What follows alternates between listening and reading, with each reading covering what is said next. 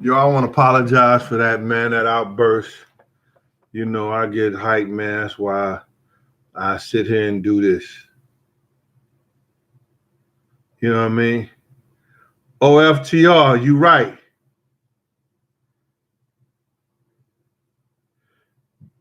BMNs, bitch made.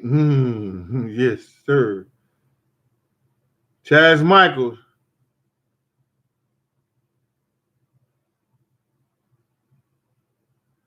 Yeah, I love platinum dildos.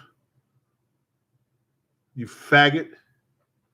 For you even to say some shit like that. I repeat it for you. You got that one. Yeah, I love platinum dildos. Your mama do too. But she don't need it. This guy here take care of her. All in her face, bitch. See, that's what I'm talking about. You get these old faggot ass motherfuckers that hide shit like that wouldn't bust a grape in a wine factory, wouldn't fight their way out of a wet paper bag. Now, if I knock on this motherfucking door, the motherfucker wouldn't even breathe hard in the house. But they'll come up on here. They want to get a little fame and fortune. Yeah, you got your fame right there. Ed Potts, what's up with you, boy?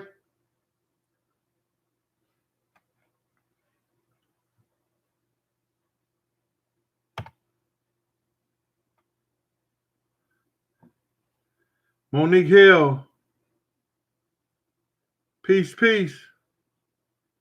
Tim 841212.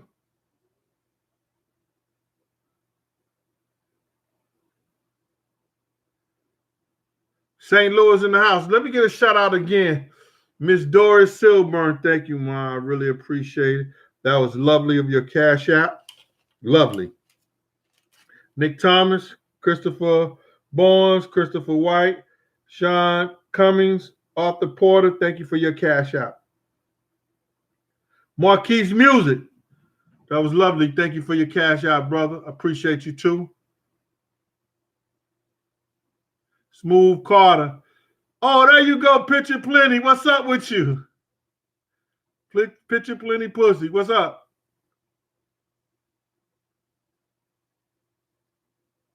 Delaware in the house. Salton Coats. Now it gets me mad, man. These bitch ass niggas get out here and they want to say shit on the fucking internet, but like I said, that's why I have a hard time being on here, man. You know what I'm saying? Because like I know niggas talk shit like that, but listen, man, I'm in my 50s and I'm nice with it. I'm still nice with it. All these niggas talk all that bullshit. You run up on me, you're gonna have a problem, man. And I ain't talking no tough shit, no all that shit like that. Cause nigga, I'm gonna go for mine. And I'm gonna tell you right now, you better have a hell of a 3 minutes in your arsenal. You better have a hell of a 3 minutes in your motherfucking arsenal. Cause I'm giving you 3 minutes of motherfucking hell, nigga. And that's real talk. And I'm not a person of violence. I love people. I love fucking around having food. I love cooking good food, man. Yo, I got friends that call me, yo, Gene, I'm having guests. Come and cook, man. And I go and cook, and I'm happy. Yo, I'm so motherfucking happy just to cook, man. Because that's what I like to do. Because I could show my love. When people taste that shit and be like, yo, who cooked this shit? Yo, that shit make me feel good, man. Yo, it used to be like we had good food, good conversation. And now we all on this ill, crazy shit. Another man want to invite another man to a dildo and all this shit. Get the fuck out of here, you faggot motherfucker. Get out of here with that bullshit.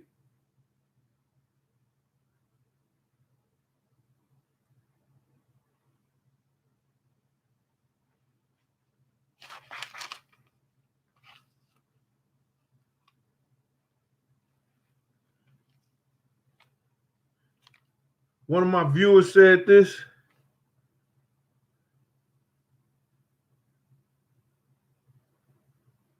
These niggas be opening up the ground to these people's graves. That was a deep statement. You got these motherfuckers that's willing to open up the ground for your grave. Don't let them, man.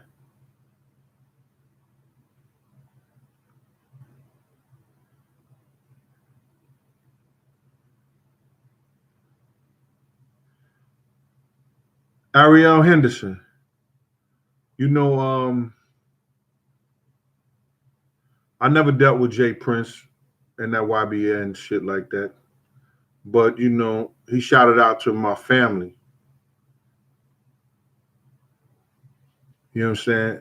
And my family, you know, they got a problem, I got a problem. You know what I'm saying?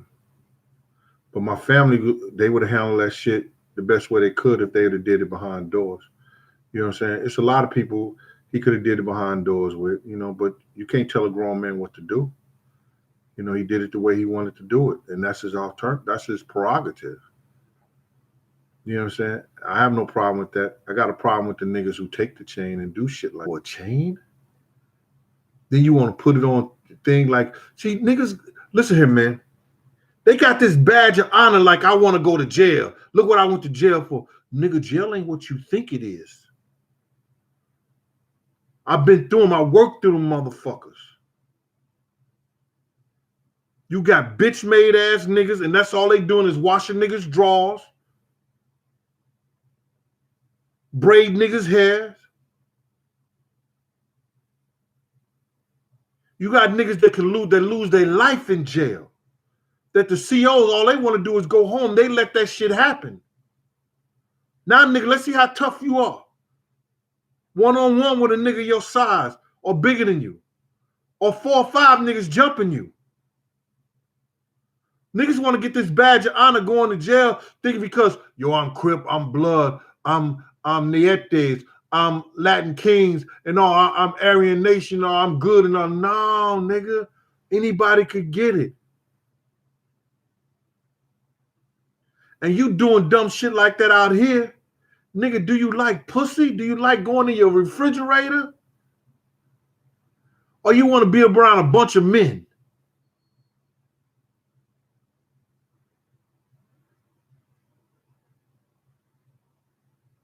Nigga, because you go to jail and come home and all that bullshit, that don't make you tough.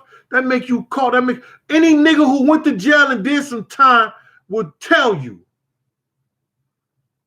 Nigga, I wish that shit never happened. I wish I'd have did something else. I wish I'd went to school. I wish I'd have got my education. I wish I'd have got a trade. I wish I'd have did something different, man. Giving those folks my time away from my family.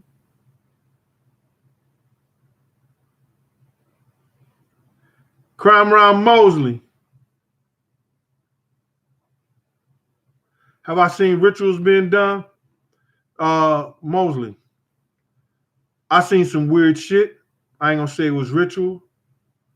I've been in a lot of motherfucking parties and shit like that. I've been told to watch the door. I've been peeking and shit like that. But then I had girls that I used to bodyguard because I used to also work for this madam in Harlem. And I got a funny Mike Tyson story, and I'm gonna tell y'all one day. I used to work for this madam. Y'all probably call it like Black Pages and stuff like that. They're Black Pages. And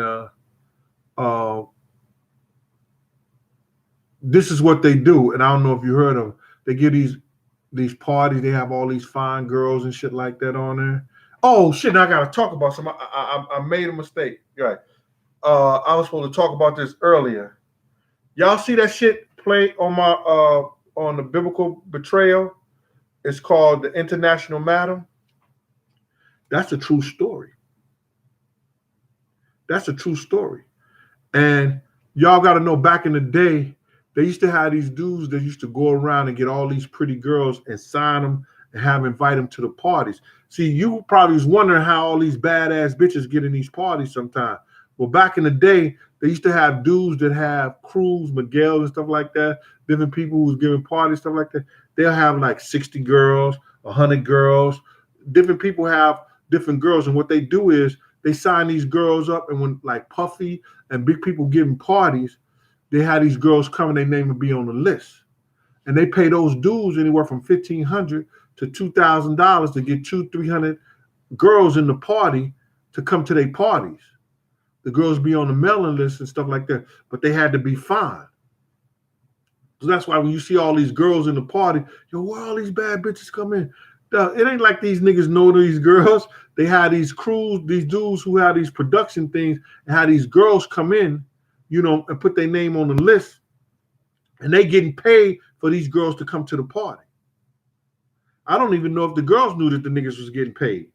But they're called, you know, who ain't gonna want to come to a Puffy party? Who ain't gonna want to come to a Jay-Z party? They'll do that. So, you know, that's how they get involved. So that thing called an international madam, it's crazy because it was a girl who was, you know, having prostitutes to the stars and the people back in those days. And she gets set up by one of the top niggas in Bad Boy Security by the feds. Her and this other Spanish dude. And I ain't gonna say his name. Big say his name in songs, but you gotta see it. And she got the paperwork and everything to prove it. It's crazy. So she got a book out. They finna do a movie and everything. It's called International Madam. Go check that out. I think I know it's got a book. So let's recap a couple of things. I'm gonna get up out of here. Let me check on these meatballs so I can show them to you.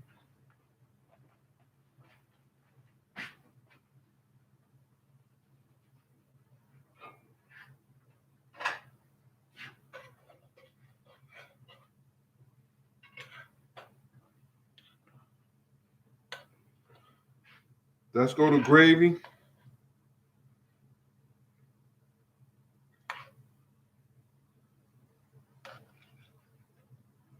The meatballs. And that's homemade gravy.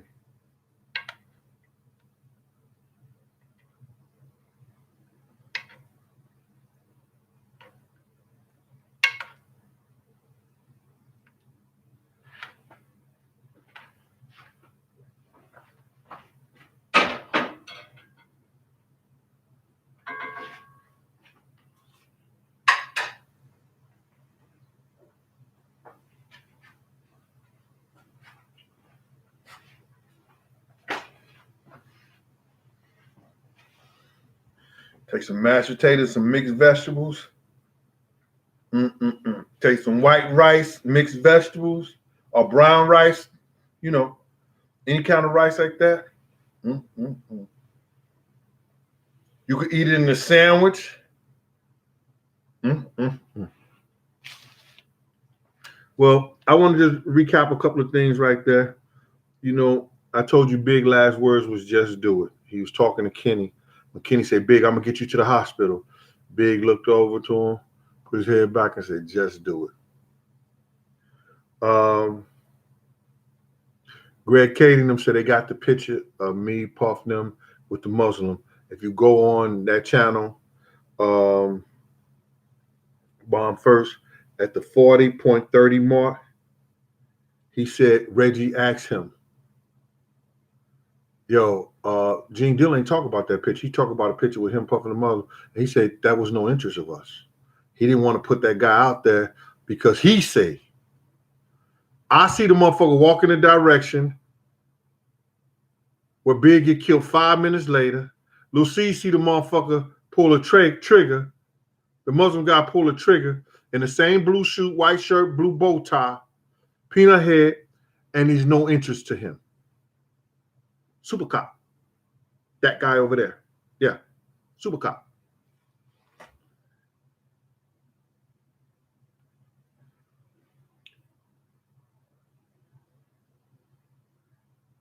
Zone 6 TV. Can you get some Tone stories? Tone a funny guy, but Tone is a gangster. Tone was a gangster. You know, I'm not giving no Tone story up like that because Tone, you know, he a good dude. Like, he was the one peeped the whole game about Big. He saw Big. He actually saw the shooter. He didn't see the shooter. He saw the guy point the gun at Big and take the shots. Tone called the whole shit out. You understand? Oh, I'll give you a Tone story right quick. We was in Vegas. And that's the night we was all with the Crips and everything like that. But it wasn't the type like Tupac got shot. We had to do a show in Vegas. That nigga Tone walked up to the machine, put $5 in it, and pulled the shit down, and 5,000 came out. I was like, this nigga, when you got money, money kept coming to you. And then the Puff didn't want to wait for the nigga to get his money. Tone said, yo, fuck y'all niggas, I can buy. See, that's what I'm talking about. He don't wait for nobody. So that night out there at that museum, he waiting around doing all that shit like that. We don't do that. He never do that. So I think her name was Papa. Thank you for the heads up. Because you put a whole lot of light on that shit. And that's why I talk to you. That's why I go through these questions on these on these on the YouTube and stuff like that. And I sit around and I go through that shit because I got that. You know what I'm saying? I got that from it. You know, you check me on my shit, and I don't have a problem with that. I don't have a problem being checked on my shit. You understand? And like you said, maybe I shouldn't have said nothing to Puff, but Puff already knew that. He tried to get it from Big though. He wanted to see what Big gonna be. You know, have big kahunas to say, yeah, I wrote us shit. So then he would have went crazy. But you're right. Big was cheating that nigga out of millions of dollars in publishing and royalties. That's where the money's at.